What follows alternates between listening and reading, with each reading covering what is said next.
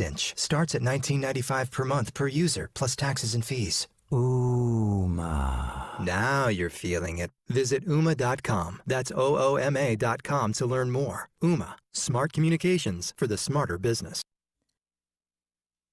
The Good Neighbor Network, FM 101.9 and AM 1450 Murfreesboro, FM 100.5 Smyrna, and online at WGNSradio.com. This is the Roundtable.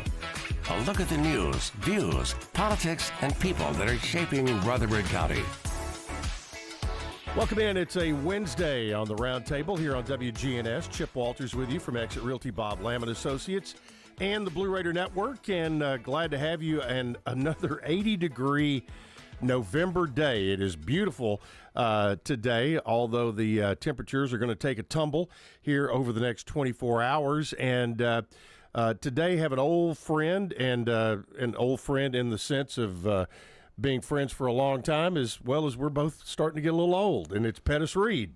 It is, and and I'm glad you clarified that. That's the right. fact and how we're old. I'll tell you, one of the most endearing things that Pettus ever did for me was during your time at Farm Bureau. Is Pettus invited me to come over and be a judge of chicken and dumplings, and I thought, yes, I can do that, and I have experience in that area, and that was just a real fun afternoon. That was a fun time. That happened by the fact that I happened to write an article one time on the fact that I really got some bad chicken and dumplings one time. And I just started talking about the fact that I could remember my grandmother's chicken and dumplings and this sort of thing, and that the art of chicken and dumplings had been lost. And then all of a sudden I started getting all these recipes about chicken and dumplings from all over the state of Tennessee. So then I said, hey, why not have a contest and find who makes the best chicken and dumplings? So we put together a contest and did that, and we had all these chicken and dumplings recipes. We had something over 200 different recipes for chicken and dumplings sent to us. Not only that, we had recipes sent to us for every kind of dumpling known to man. From Chinese dumplings all the way to down there. So we held that contest, and it turned out to be a really good contest. You did a great job judging it. I was a good taster. In fact, some people questioned the fact that the winner, her last name happened to be Farmer. Wow. And I thought that was quite unusual to that. But we took all those recipes and turned them into a book. Oh, really? It's actually a book that's out there with Journal Communications. You can still order it.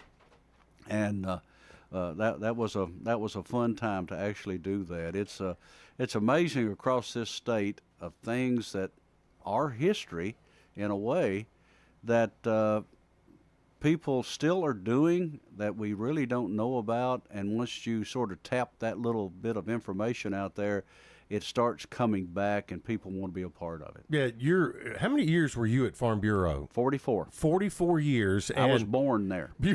That's right. At Farm Bureau headquarters over in Columbia, and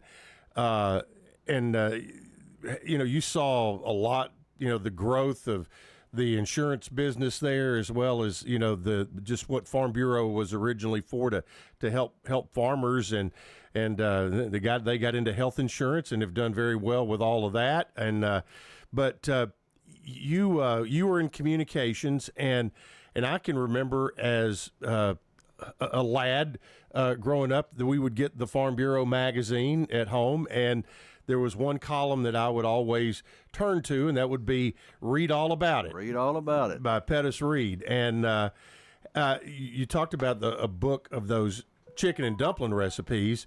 Did you ever consider compiling your columns and having a book there? Because I could see that, because they always were either informative, touching, or had a little bit of a comedic twist to them. And I think, one of the first people I got hooked on reading was Louis Grizzard and his compilation of his Atlanta Journal-Constitution columns, and I thought, wow, Pettus's columns would fit in a book like that.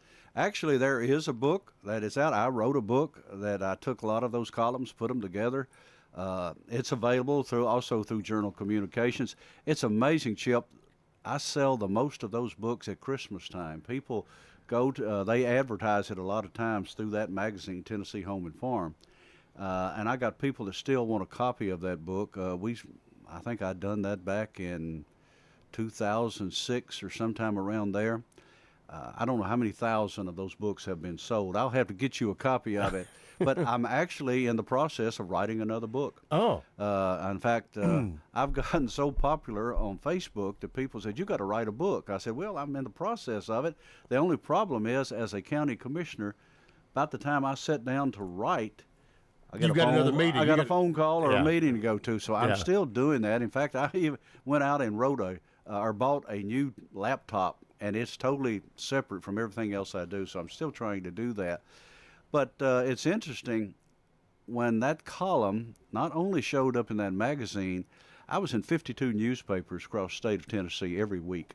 Okay. And I'd done that for several And years. did you do that through the Tennessee Press Association or just? I did it. We did it ourselves. In fact, I had papers. I threw it out there. It was free of charge. And people, newspapers just took it and used it because of the fact, you know, they were looking for something to fill up a space. Right. I was better than clip art, I guess, and things of that type. But I was using newspapers all the way from Dyer County all the way up to Mountain City.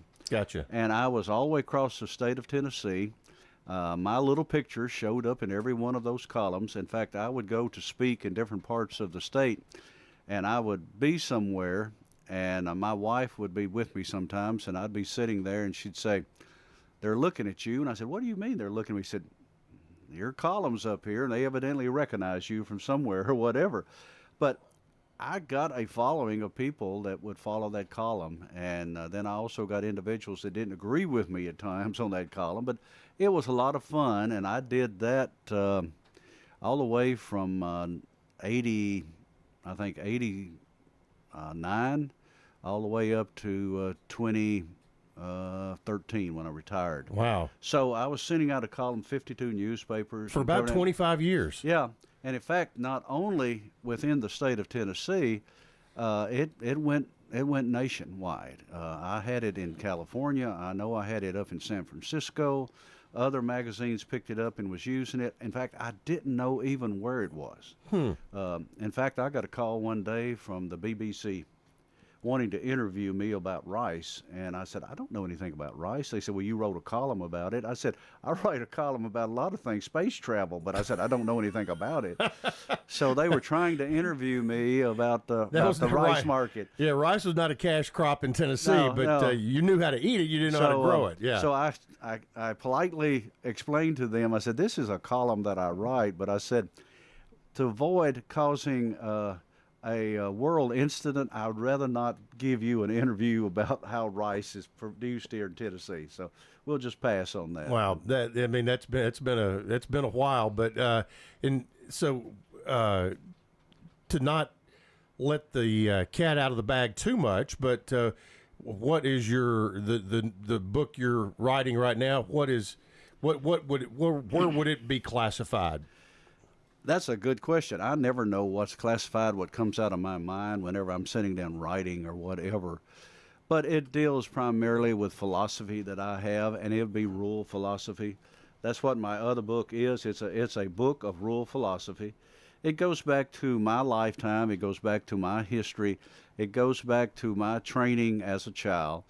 And that's what this book would be about. It'll have a whole lot of Rutherford County in it. Gotcha. That's where I grew up. That's where I learned about life. That's what it was all about.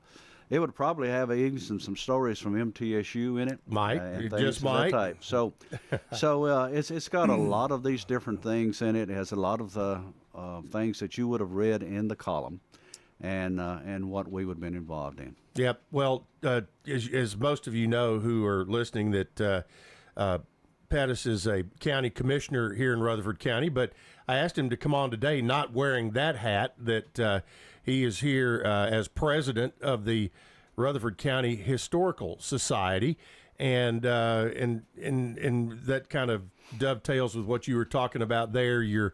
The book you have, but you have the Rutherford County Historical Society is an interesting group of folks, and I kick myself because you all meet on Saturday mornings a lot of times, and I've got a lot of times on Saturday morning have a lot of other things going on with football season and basketball season, and traveling with the Middle Tennessee teams, but it is a group, from my impression as an outsider looking in, it's a group that is there to help keep history alive. It is. In fact, when the society was first organized back in the 1970s, that was their whole goal, was to preserve Rutherford County history and to protect it as well as promote it. And that's what we continue to do today. Now, over the years, it has changed some. It has changed to the point of where we are now helping individuals to do more things to locate history about their families, to help them. The search for their ancestors has become very popular now. All right. Yeah. And we have people come by the Ransom Schoolhouse, where we're located over here on Academy, as our headquarters. They come by there a lot of Saturday mornings, say, hey, I've moved here, but I have found out I have family here. Can you help me locate my family or some of my records and whatever? And we attempt to do that and give them some kind of information there. But we also have individuals there. I always kid them on Saturday mornings a lot of time. I say, well, what have y'all dug up today? Because they spend a lot of times in cemeteries. Yeah. They can tell you where a lot of cemeteries are located within Rutherford County. And that seems to be something of concern, especially with our society, and I think it should be of concern within Rutherford County. With all of the growth that we're having, with all of the development we're having, we are losing some of these cemeteries.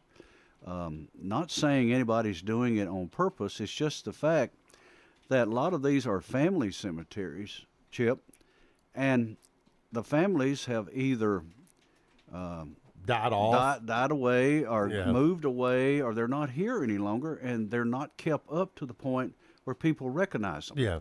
And a lot of times the headstones are so old they may have fallen down, they may have been covered up by brush and whatever. And due to construction or whatever, if those cemeteries are not marked or if they're not recognized as such, they sometimes get lost. And we have worked hard. I know there is two particular within our society that are out there almost all week and every weekend. They have the time to go about doing this and finding that, and they'll have individuals calling them, say, can you tell me where this family is and where this would be? Yeah. And they're out there doing that, and they have some real experiences when they go and find these cemeteries and things they run into and what they do find. I would be curious to know, and Greg may have an answer to this or somebody, but what would be the oldest documented grave in Rutherford County? Well, it looks like you may have an answer. Well, I couldn't tell you that exactly, but because of the fact they are continually coming back with something every Saturday, said, would you believe what we found today? Right. But they have actually found a lot of the cemeteries that have belonged to Rutherford County slaves. Okay. They're finding those now and locating those, and I think it's great that we now are locating those particular grave sites. And taking care of them. And taking care of them and marking them. Mm-hmm. I know we've had individuals that have moved here, their own property, say, we think we have a grave site out here. Said, what do we need to do about this? And they'll go out there and they'll look at it. We have a group that can tell them right quick, well, state law says you do this, you do this, you do that. We've even had situations where we have been the mediator between, say, property owners and realtors and whatever to say, can we do this? Can we take care of that and whatever? You mentioned Greg Tucker. Greg Tucker is our county historian. He is a member of the society. He's on our board. We're very fortunate to have him with us. I got to get him back on. Greg would be. Greg has a lot of good stories, a lot of good information for you that does that. And as you mentioned before, we were talking about our board of directors. I think we have an outstanding board of directors that are very serious about the fact of preserving history in Rutherford County. Now, we are not a political group. In fact, we try to stay as far away from history as possible. From politics as possible, not history, but as far away from politics. We don't get into political matters. And I'm sure with your other life, that's just fine with you. It's absolutely fine with me. In fact, we've had people to come say, hey, they're tearing down a certain house or whatever. Can't y'all get out there and stop this? Well, really not. We can give you the historical information about it. We can follow up with that. But as far as dealing with the politics that's involved in it, that's not what we're about. Yeah. Had a caller text in. You mentioned about slave graves. What about, can you update us on anything about studies at Oakland's Mansion about slave graves at Evergreen Cemetery? Yes, in fact, there is a process with that. We work very closely also with the African American Society that's here too. In fact, we have met together. They are working on that process too over there at Evergreen Cemetery. We've just had an unveiling of a new monument over there where those graves were placed, and they're continually be doing more research, more locating of the graves that are located in that area. So I think it's important that we work together, hand in hand, in those things right there. But when you consider Rutherford County and the plantations that were around here, I think it's vital and important that we also go out and find those not only at these major ones we know about. We've got a lot out here that's that way all across the county. Yeah, that have since been subdivided and moved around, and we've seen all that. And there's very few of those that are still as big as they were back in the days of when they were doing the most things they had. We need to take a quick break. Pettus Reed is our guest today. We're not talking county commission with him today. If you'd like to get a question in, you can always text us at 615-893-1450, and we'll be right back on the Wednesday Roundtable talking Rutherford County history on the Roundtable here on WGNS.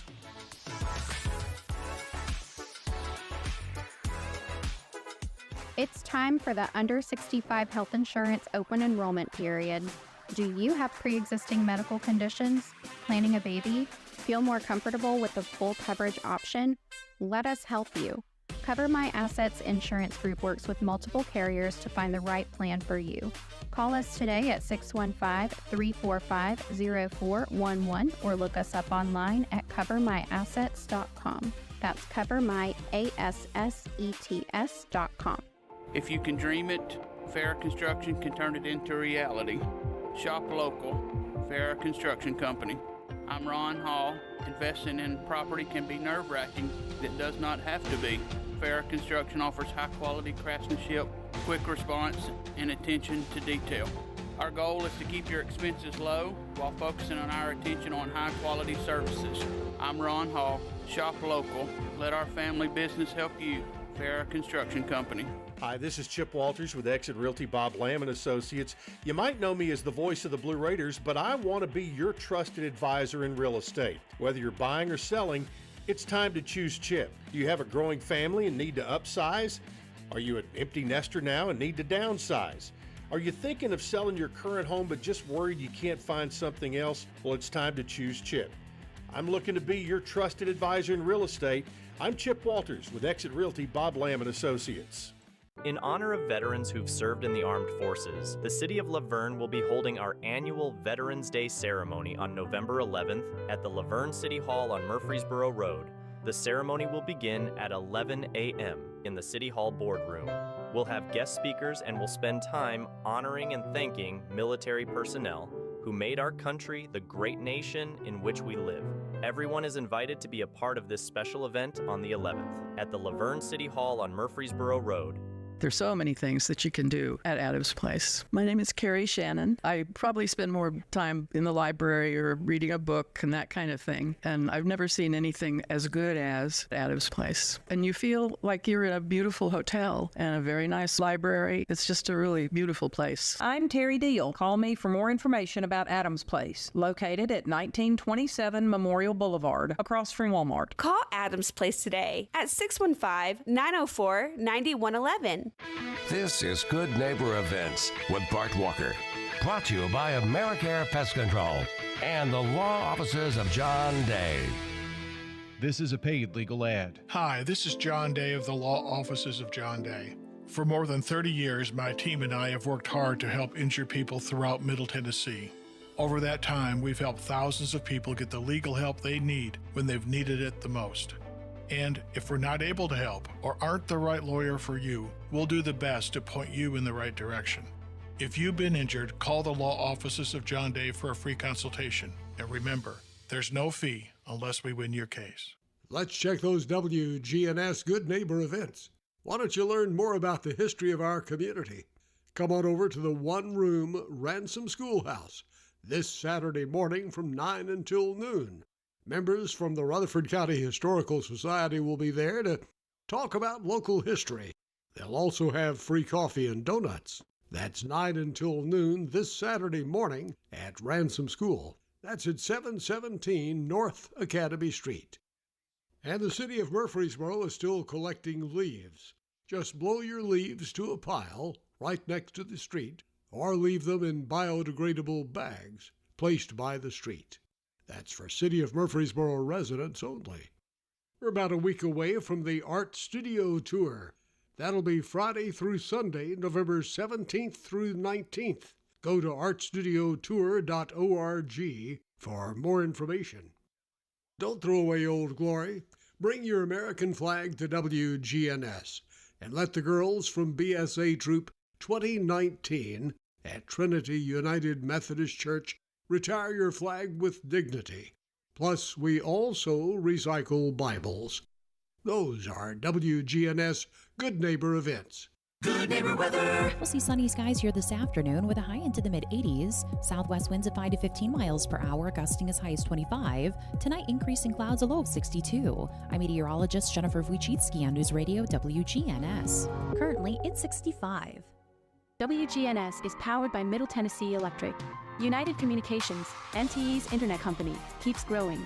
It announced in August a multi-year project expansion. It will create 1,400 route miles of new fiber optic lines capable of delivering multi-gig internet service. This is the Roundtable from News Radio WGNS on FM 101.9 and AM 1450 Murfreesboro, FM 100.5 Smyrna, and worldwide at WGNSradio.com. Another Wednesday morning on the Roundtable. Chip Walters here. We're talking Rutherford County history with Pettus Reed. And Pettus, speaking of his history, out in the Versailles community of Rutherford County, that's out in your area of the county where you live. And during the break, you showed me something that is incredible. Just about the property that you live on, and right. And the thing is, there are so many things exactly like what I'm asking you to tell me about right here throughout this county. That this is just one example of many. That is, and what I showed you was called an abstract of title. What this is contains every deed and title of land that was related to the property that I currently live on. And within this, it goes all the way back to 1792 when the first land was surveyed right there. It was a Revolutionary War grant that they surveyed. In fact, what I have tracked down, they brought 160 people to survey that property, as well as other tracts within Rutherford County. They went all the way to Milton surveying. but it had 160 people out here surveying. Now the Revolutionary War grants was how much land did each of those veterans get? Well, this one right here was exactly 2,000 acres. Wow. 2,000 acres, and there's a lot of these all over Rutherford County. The only thing is after a period of years, the veteran was supposed to go and claim that acreage. A lot of times they didn't. It was divided up and it's broken down into smaller tracts. This piece of land right here, the veteran did go and claim it, was a William Hall. The only thing, he come back to come to the land, he built a house on it, and wasn't long after that he died. Well, at that time, the wife could not inherit the land. It had to go to the sons. I've got the will.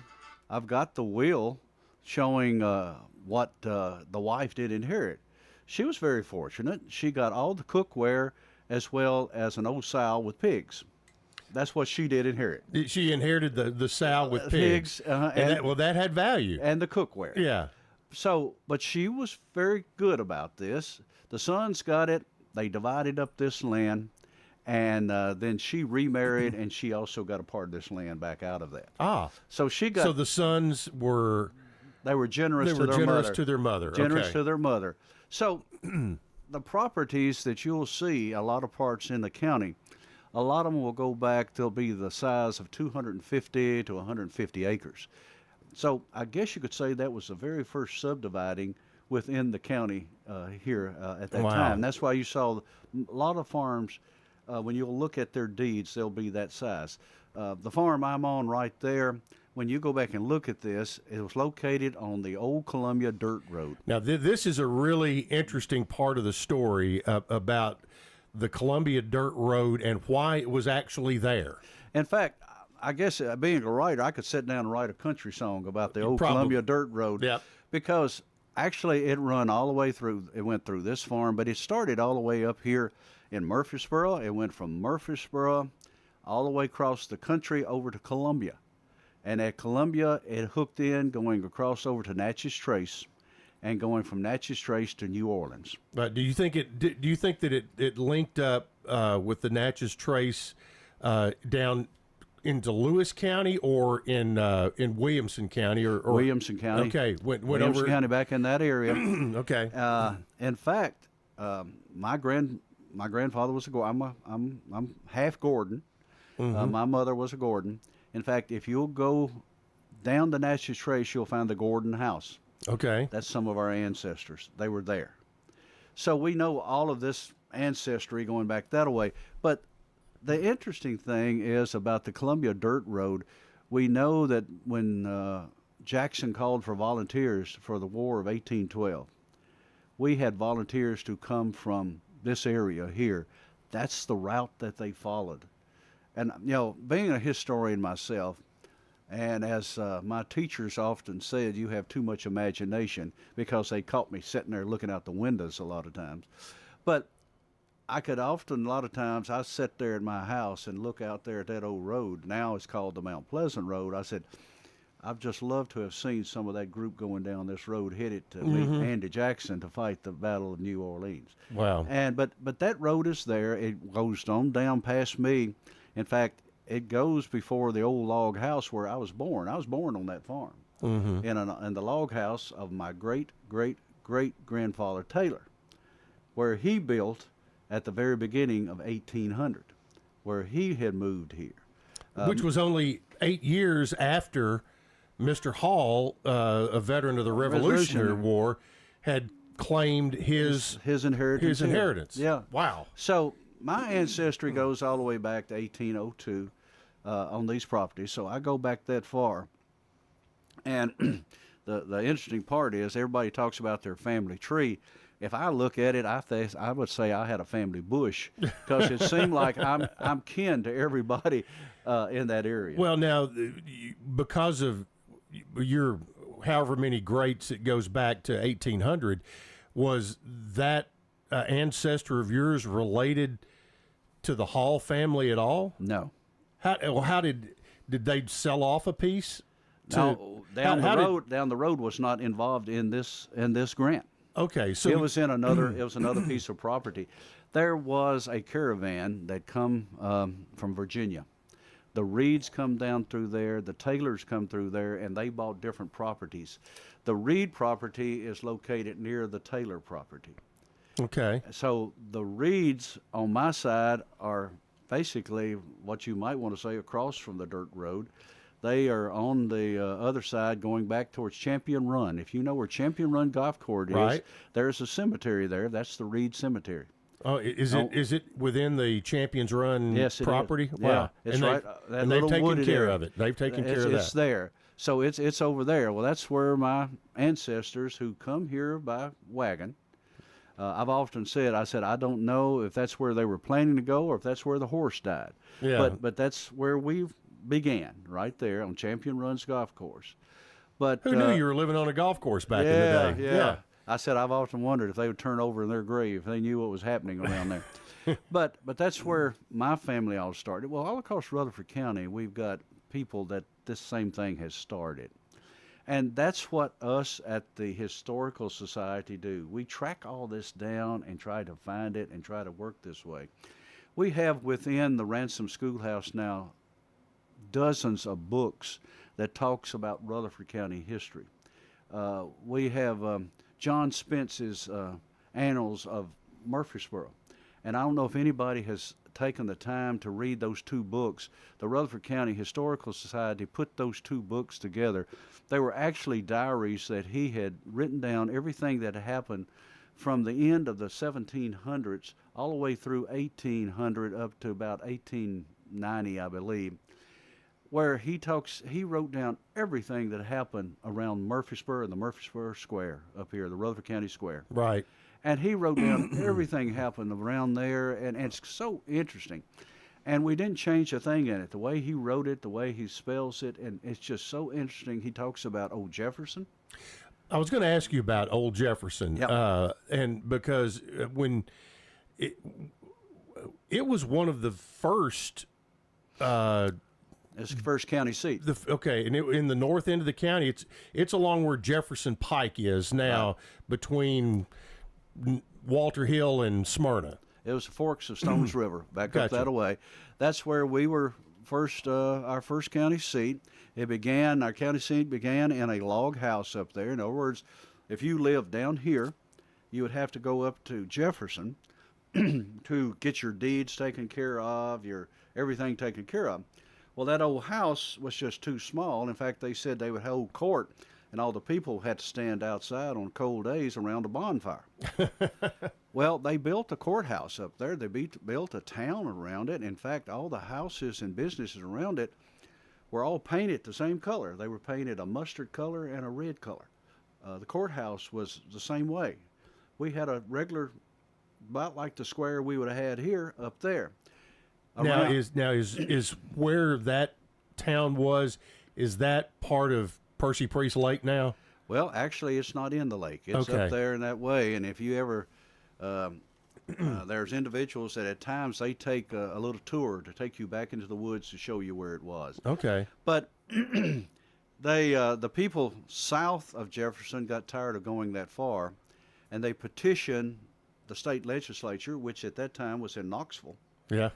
And went to Knoxville and said, hey, this is too far. Can we not do something else? They said, okay, find you another county seat, find it to the center of the county, get you 60 acres, and build a county seat. And they said, let you have commissioners, get the commissioners to find this for you, get you 60 acres, in the very center of it, build you a courthouse, a jail, and stocks to take care of the naughty folks. That's right. Well, they come back. This would have been in when? About what year? That was around 1813. 1813. 1813. Okay. They come back. Because a year later, 1814, they took a little trip with old Colonel Jackson down the mighty Mississippi, right? So they come back. They find the 60 acres. In fact, there was a debate between three different gentlemen around here. Lytle and Reedy were involved in that. Lytle had the property. He won the bid. They found 60 acres here. He got some lots from himself where he traded for. They got to 60 acres. One of the rulings within what the state legislature set him to do, or set for the commissioners to do, said you find the 60 acres, you build the courthouse in this, but you cannot tax the people to pay for it. You've got to find a way to pay for it without taxing them. They did. They sold off lots to pay for what they had to build there. Ah, okay. So they built the courthouse, very similar to the one that they had already in Jefferson. All the businesses that were in Jefferson moved to Murfreesboro. And it dried up. And Jefferson dried up. Huh. So now, is this courthouse part of that? Is part of that the original courthouse? No. In fact, that was back in 1813, 1814. They built that courthouse. In 1819, the capital, or the state capital, moved from Nashville. It had already come to Nashville. It moved to Murfreesboro in 1819. Oh, because they had the brand new building. They had a building, but for some reason, that building burnt down. Where the legislature was. Well, the old courthouse. The courthouse. That's where they were going to meet. Well, it was suggested that someone from Nashville maybe started that fire, because they were wanting it back in Nashville. Well, the ingenuity of the people in Rutherford County said, no, we're not going to let it leave here. They go over here because at the same time they were building that courthouse, they were building a brand new Presbyterian church. And they built it with a gallery up above. Well, they put a floor up there in that gallery where there would be an upper chamber and a lower chamber for the Senate and the House. Okay. So they met in the First Presbyterian Church over here where City Cemetery is today. Okay. So in that one from 1819 to 1826, I believe, the state capitol was here in for Murfreesboro. 7 years. For Murfreesboro. I couldn't remember how long it was, but it was. Yeah. And but it was kind of interesting that first of all the county seat moved. Yeah. And then all of a sudden that made Murfreesboro it's interesting that the legislature, while in Knoxville, said get you 60 acres in the center of the county, which turns out to be the geographic center of the state.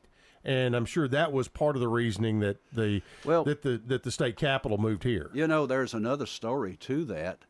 Of course, let's hold on. Okay. Hold that story. That's called a tease right there, folks. We'll take a break and we'll get back to more Rutherford County history with Pettus Reed of the Rutherford County Historical Society right after this on the Roundtable.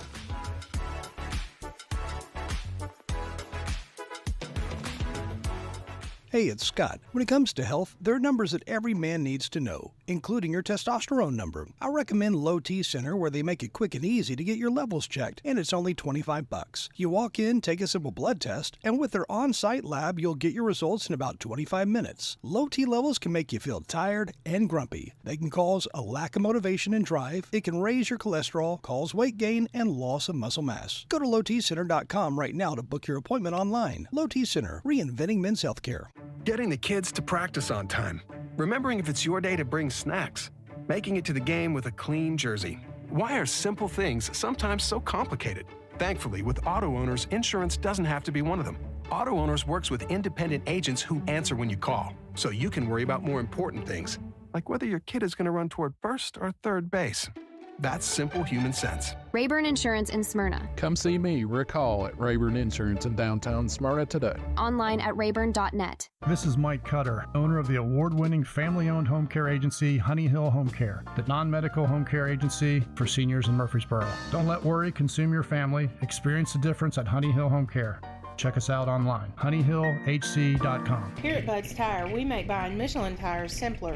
I'm Allison Mitchell with Bud's Tire Pros. We offer a straightforward approach to service, including nationwide warranties with every purchase. Stop in today to see our full lineup of Michelin and BF Goodrich tires. For whatever you drive, Michelin and BF Goodrich have a tire to fit any need. Bud's Tire Pros, hassle-free, guaranteed. We're located on East Main Street, exactly 3 miles from the town square, 1 mile past Rutherford Boulevard. Visit us online at budstireprostn.com. You can become an emergency medical technician with specialized training at the TCAT campus in Murfreesboro. TCAT is helping me follow my goal into becoming an EMT with their Emergency Medical Technology program. My brother's a fireman, and I'm becoming an EMT. Become an emergency medical technician with specialized training at the TCAT campus in Murfreesboro at the intersection of Old Fort Parkway and the New Salem Highway. TCAT class schedules are perfect for my job. Learn more at tcatmurfreesboro.edu. Rutherford County is one of the fastest growing communities in Tennessee. This is Mike Klassen, the general manager at Middle Point Landfill. As a Class 1 landfill, Middle Point accepts non-hazardous municipal solid waste, approved special waste, and commercial waste. We have served this region for 2 decades, providing free disposal to all Rutherford County residents and low-cost disposal to Rutherford County businesses. Learn more at middlepointlandfill.com. For public services, we are sustainability in action. This is the Roundtable from News Radio WGNS on FM 101.9 and AM 1450 Murfreesboro, FM 100.5 Smyrna, and worldwide at WGNSradio.com. Final segment of the Wednesday Roundtable, talking Rutherford County history with Pettus Reed. He is the current president of the Rutherford County Historical Society, and before the end of the show, we'll get all the particulars for folks who, if you'd like to join them on Saturday mornings or have a question about your piece of land or things that have gone on in your area of the county in the past, they might have an answer for you down there. They get together about 9 o'clock on Saturday mornings, and you can join them. Now, before the break, we were talking about the period of time, 1819 to about 1826, when the state capital of Tennessee was in Murfreesboro and had started at the then new Rutherford County Courthouse and had a mysterious fire, moved over to the First Presbyterian Church, was, as you said, was where City Cemetery is now. But during that 7-year period of time, some very important individuals in the history, not only of Tennessee, but of Texas and the United States, were involved in the legislature at that time. And it was kind of a, I mean, like tonight's the CMA Awards, they're going to have the red carpet. This was kind of the red carpet of early Tennessee politicians. It was something, and when you think about right here in good old Rutherford County and Murfreesboro, Tennessee, you had David Crockett. David Crockett was representative from Lawrence County. Yeah, over here. He's not just the name of somebody in a song or at the Alamo. He was real, exactly what he was. In fact, something interesting that a lot of people don't understand, when the capital moved here, when this became the capital of Tennessee, we increased by 6 hotels up around the square. We increased our lodging by 6 hotels and 26 taverns within Murfreesboro. So that now look, just by sheer numbers, what was more important to him at the time? Absolutely. So that's what happened here. But David Crockett was here. Let you know, he was not Davy Crockett. It was David Crockett. It's what he wanted to be recognized as. In fact, we also had, as the clerk of the Senate, was James K. Polk, a young man at that time that was making his way here. In fact, he went to school here over at the Academy, Bradley Academy, met his wife here in Murfreesboro, so he come back and forth down the old Columbia Dirt Road this way. So we had all of that happening right there. One sunny day, the story's told that a gentleman come in here on a big white horse. Andrew Jackson come here to announce that he was running for the United States Senate. And he did that right here. In fact, he brought his sword and left it here after the Battle of New Orleans. He come to Murfreesboro and come before this legislative group and left his sword right here with this group.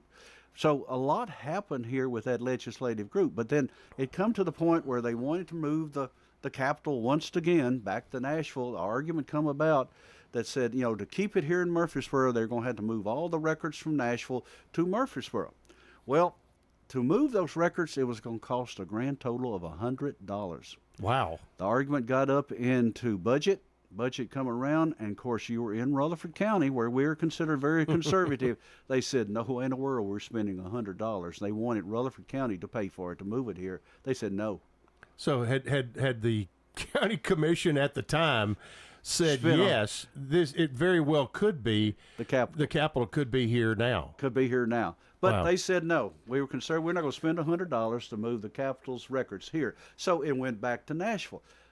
Another little thing within that history, back in 1843, it come up again of moving the Capitol and down there. In fact, the story is in the Tennessee Magazine this month. Bill Carey does an excellent job telling those history, and he mentions in there the fact that they wanted to move the state capitol in 1843, and every county around was trying to move it. Nashville had property that somebody had donated $30,000 to place it on a hill, which it is today. Well, it come down to a point that the decision was between, once again, Rutherford County and Davidson County of getting the capital in 1843.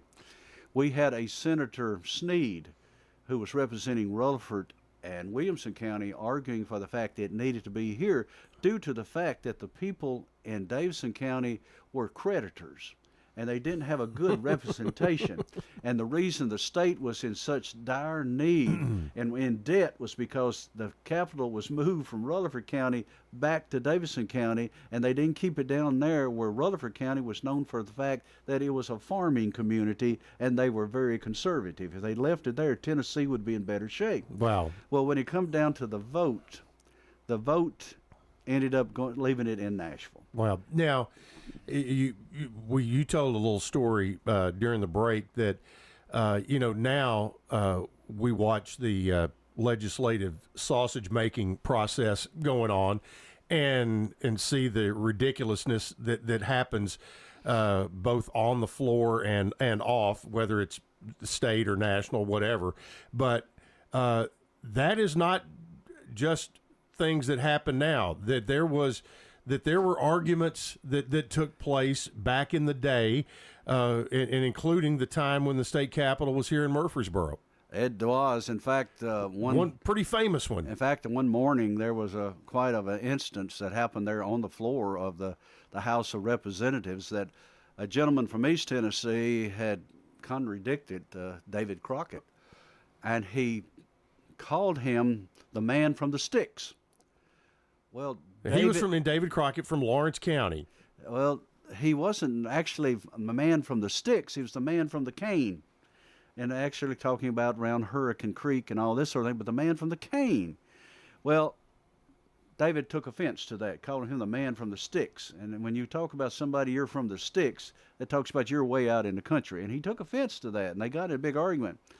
Well, that argument spilled to when lunchtime came. They broke for lunch. And I mentioned before all the taverns that had showed up here. There was all 26 of them. There was one on the corner of Academy and East Main, which today East Main Church of Christ sits down there on that area. Well, it spilled to that tavern, and at that point, David Crockett showed exactly where he was from, and he showed that gentleman where he was from. Yeah. And took care of business. That little turnaround fight come around that he took the lace from that gentleman from East Tennessee off of his shirt, took the lace, carried it back to the house floor, and hung it on a hook, showing that he had won. Yeah. So that was a little situation that happened right here in Rutherford County. And then after that, and David Crockett is an interesting guy. Because of course he ended up in Texas, right. and there was in what was it? What led him to go to Texas, or was it the call for volunteers by Sam Houston, or David Crockett still enjoyed politics, and David Crockett got selected to even go to Congress. Mm-hmm. And he supported Andrew Jackson quite strongly. He thought Andrew Jackson was the man. Andrew Jackson then, when Andrew Jackson made some of the changes with the Native Americans around here, it turned against right. David. David Crockett turned against Andrew Jackson turned at that against point. Andrew Jackson, and at that point, when it come up time for him to be reelected, he got beat, and he blamed Andy Jackson for that, and that's when he decided he was going to Texas. Yeah, there was kind of a famous quote of him about going to Texas, and I don't want to guess at it because the real quote is so good, but he obviously went on. Now, we mentioned, and we got about 4 or 5 minutes left. The Jefferson community is one that is no more. It is. Are there other communities that around the county that were at one point, kind of major gathering points? And I think about an area like, Kittrell, which, was probably at one point, Kittrell is still a viable area out there. But there, Bradyville, was probably the same, but other areas that we don't even think about now. Oh, all across the county, they're like that. Well, you mentioned the fact of Versailles. Versailles even had a city map. In fact, a lot of the properties out there show on their deeds that this house is built on lot number 56, lot number so and so. That map is down in the state archives. Huh. And it was a city determined that it was going to be that. They had several businesses out there. They had blacksmith shops. They had pencil factories out in Rockvale. There was a lot of these like that are no more. Christiana was a major train stop. Right, and Miller's Groceries right there, yeah. right by the tracks. And there was a hardware store. All of that was out there. You take Kittrell, as you said right there, Las Casas. Mm-hmm. You've got places like the Milton. Milton was a major little spot right there. These were all over the county, which are not now. And these are things that we at the Historical Society always look at, is how we preserve these places, how we bring this back to the now generation. That hey, it always hasn't been the Avenue. Right. Yeah. When you take the Avenue out here right now, I always think of Mr. Tom Lane and his Hereford farm out there and what was there. So we try to keep as much of this possible. And anybody who wants to find out more about what's here in Rutherford County, they can join us on Saturday mornings. We're there from 9 to 12 out here on Academy. Just come on down to what is called the Ransom Schoolhouse. This is a former old one-room schoolhouse that has been totally remodeled, been totally upkeep. In fact, if you want to see what a one-room schoolhouse once looked like, we have one right there for you to come in and tour. Come in and join us. We have a lot of the county historians that we join there. Yeah, I was going to say, what is a Saturday morning like there? It's a lot of drinking coffee.